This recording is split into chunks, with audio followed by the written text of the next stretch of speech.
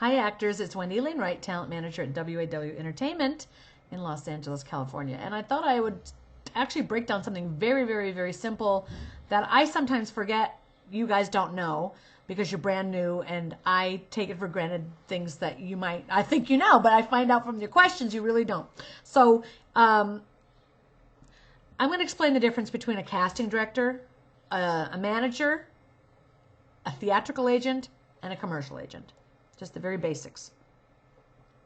A casting director is hired by an advertising agency, let's say, to cast a commercial, or a network, a production company, an independent filmmaker. All of those people will hire a casting director to find talent for their projects. The casting director's responsibility is to put out a breakdown, listing what the roles are that they need to have filled, and then call people in that seem right for that role and audition them, put them on tape, and then bring those actors that they think are really great back again to show the people that hired them. And that is what the casting directors do. They schedule appointments with actors. They look for actors for projects. They bring actors in that they think are great, and then they show them to the people that hired them. The people that hire them are the people who pick from those people that the casting directors have brought in.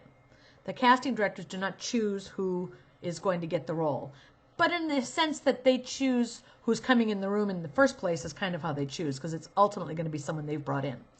But that's how that works. Then you have talent agents. Talent agent is very different than a talent manager. A talent agent looks at all the breakdowns that casting directors have put out. And an agent has signed something like 500 or 300 or 1,500 clients to their roster. And they look through the breakdowns every day. They look at all the available roles, and then they submit the actors that they think might be right for that. And then they call the casting departments, and they ask if those actors can come in and see them for those roles. And if the casting department says, sure, we'll bring them in for that, then the agent calls the actor and says, you have an audition on such and such a date. If that agent hears from the casting director that they did really well, and they'd like to see them again for the callback, then the agent will call the actor and tell the actor, you have a callback, come back again and go do the same thing you just did. Now, if the casting department sends the tape over to the producers and the producers say, yep, that's the guy we want or the girl we want for the role, they will call the agent and say, your guy or your girl booked the job. The agent will negotiate whatever price is going to be paid to the actor, and then we'll tell the actor, so they kind of liaison between the casting director and the actor, so that the casting director is not negotiating anything with the actor directly. And then the casting director will say to the actor, you know, they want to do it for such and such a price, and the actor will say yes, and then the agent will call the casting director and say, okay, they're going to do it at such and such a price. They come up with agreement, the actor goes to work. Now, a talent manager is very, very different. A talent manager is looking at the entire picture of an actor's career, or anyone's career really, and is figuring out in the long run, where does the actor want to go? If the actor wants to be a film star or a TV star, and what does the actor need to be successful? What does the actor need to get an agent? What does the actor need to have on their resume to be impressive to an agent or a casting director? What kind of classes does that actor need to be in? If I meet an actor right now and I watch them act, I can tell if they have any experience. I can tell if they're any good. I can tell if they've been trained. I can tell if they have a technique. I can tell where they are right now compared to thousands of others. See, they don't compare themselves to thousands of others because they don't know thousands of other actors. That they don't compare themselves that way. But as a manager, I've seen thousands of actors, so I can just watch in 1 second and see where they really are in the hierarchy of it all.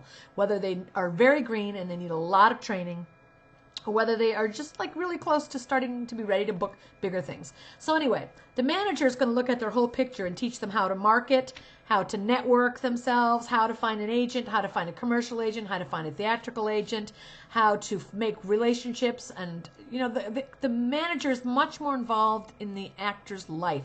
The manager takes on an actor for years, trying to develop them into an actor that can work. An agent typically only spends a year or two with them and they're done. A manager's relationship can go on for many, many years. And then here's the difference between a theatrical agent and a commercial agent. Obviously, a commercial agent casts commercials. sometimes music videos, some infomercials, things like that, public service announcements. And they work directly with advertising agencies. They sign thousands of, sometimes hundreds and thousands of actors. And they submit all their actors for commercials. They look at breakdowns too. They look at commercial breakdowns. They have separate breakdowns for just commercial casting, for commercial agents. And they look at all the breakdowns and they submit all of their clients that they think are right for the job. And their job is to have a huge variety of clients so that they could submit all different kinds of people and try to get them into the commercials. Commercial casting directors take brand new people in all the time, people that don't have a lot of credits, because it's based on on a look. So I always suggest that an actor gets a commercial agent first so they can get their feet wet, they can see what it feels like to have an agent, they can start going on auditions that an agent gets for them, and they can maybe make some money if they book some commercials. It's at this point 50% of whatever an actor makes is usually through commercials in the business. So now a theatrical agent doesn't deal with commercials at all. A theatrical agent deals with film, television, some short films, but usually not necessarily student films because they don't pay very much, and so an agent typically only deals with the big stuff. But you don't need an agent to get on the big stuff. You know, if you make relationships directly with casting directors, they'll call you in on the big stuff. And when it's time to negotiate, if you don't have an agent, you can get a lawyer to do that negotiating for you. And you can also probably get an agent. If you book something and you call up an agent and say, hi, I just booked a pilot, they'll probably be more likely to sign you, right? If you have something going on. Anyway, that's the difference between casting directors, managers, agents, and if you have any more questions, you can definitely email me at wawentertainment@yahoo.com. And maybe you want to know the difference between producers and directors. An executive producer is the person who is kind of overseeing the entire project. They're like the manager of a project. They oversee the entire project, and they're putting all the pieces together. They're hiring the cinematographer. They're hiring the director. They're hiring the casting people.